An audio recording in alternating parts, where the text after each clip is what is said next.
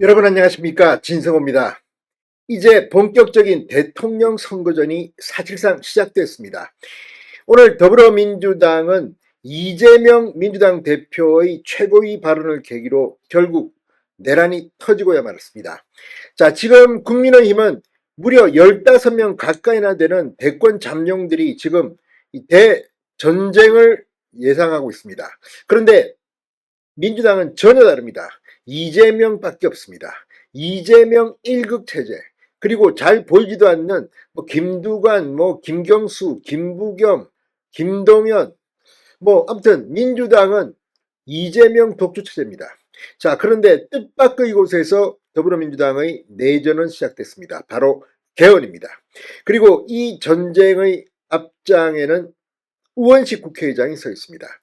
지금 우원식 국회의장은 민주당 소속이 아닙니다. 국회의장은 무소속으로 되어 있습니다. 그럼에도 불구하고 민주당 출신인 우원식 국회의장이 개헌 깃발을 들었습니다. 그리고 일제히 친명계가 아닌 반명, 비명계 주자들이 이재명을 공격하고 나섰습니다. 자, 우원식 국회의장의 이 대통령 선거 때 개헌 국민투표도 하자는 이 제안에 오늘 이재명 대표는 뜨뜻미지근한 발언, 그러나 사실상 이걸 거부하는 발언을 했습니다. 지금 중요한 것은 내란 종식이다. 자, 그러자 기다렸다는 듯이 비명, 반명의 라이벌들이 들고 일어났습니다.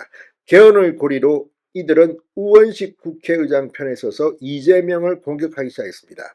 특히 김경수 전 경남지사 같은 경우는 내란 종식에는 동의하지만 내란 종식이 바로 개헌이다. 말도 안 되는 소리 하지 마라. 아무튼 이재명과 친명계 최고위원들은 지금 우원식 국회의장의 이 제안을 아주 매몰차게 부정하고 있습니다. 그런데 기다렸다는 듯이 반란이 시작된 겁니다. 이게 뭘 의미하겠습니까? 자, 지금 여론조사 지지율 이런 것 가지고는 이재명에게 택도 없는 비명계가 이제 개헌을 고리로 모이기 시작했습니다. 앞으로 상당히 격한 발언이 시작될 겁니다. 지금 국민의힘은 시간이 별로 없기 때문에 황우려 선거관리위원장을 오늘 선임했습니다. 그리고 굉장히 빠르게 절차에 돌입할 것으로 보입니다. 반면 민주당은 어차피 이재명이 단독 출마할 가능성이 높기 때문에 어떤 식으로 룰을 정하든 간에 이제 별 의미가 없어졌다는 이야기도 나오고 있습니다. 또 이재명의 선거법 2심 무죄가 나오면서 친명계는 좀 여유가 생겼습니다. 이런 가운데 이번에는 개헌을 고리로 반명 비명계의 대반란이 시작된 것으로 보입니다. 자, 민주당 비명계 대선 예비주자들이 오늘 일제히 이재명을 겨냥해서 폭격을 하기 시작했습니다. 대선 때 개헌도 하자는 우원식 국회의장 말 개헌론에 일제히 힘을 싣는 발언. 반면 이재명에 대해서는 무슨 소리냐? 혼자만 잘 먹고 잘 살 거냐? 이런 취지의 발언이 쏟아지고 있습니다. 지금은 개헌보다 내란 극복이 훨씬 더 중요한 과제라는 이재명의 발언에 선을 그은 겁니다.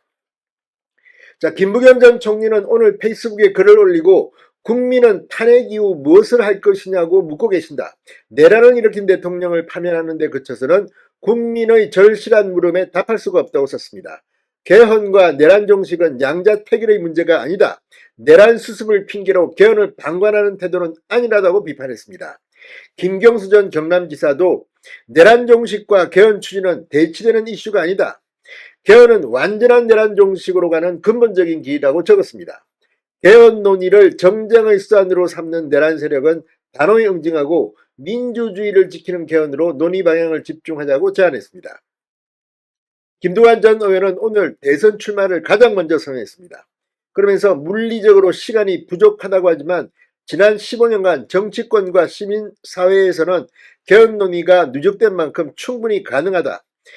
자, 그러면서 한가한 소리라는 비판이 많지만 나는 생각이 다르다. 새로운 7공화국에 맞는 옷을 만드는 게 이번에 정치권이 해야 할 일이라고 말했습니다. 김동연 경기도지사도 우원식 의장의 대선 개헌 동시 투표 제안에 적극 동의한다.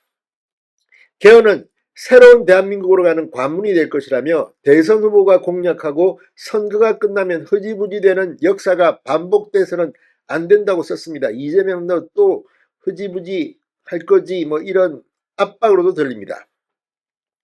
자, 지금 이들이 이렇게 일제히 개헌을 하자고 이재명 대표에게 압력을 넣고 있지만 구체적인 방법은 다 다릅니다. 그러니까 일단 이게 개헌 고리가 걸리면 사실 상당히 민주당도 우왕좌왕 쑥대밭이 될 것으로 보입니다. 민주당에게는 사실 윤 대통령이 탄핵된 뒤의 선거이기 때문에 유리합니다. 그리고 민주당에게는 이재명의 일극체제입니다. 그렇지만 이재명이기에 또 한번 해볼 만도 합니다. 많은 국민들은 이재명이 대통령 된 다음에 그러면 나라가 거덜나는 거 아니야? 큰일 나는 거 아니야? 이런 생각을 하는 사람들이 많습니다. 이런 국민의 불안 심리를 중도층이 어떻게 판단하게 만드느냐?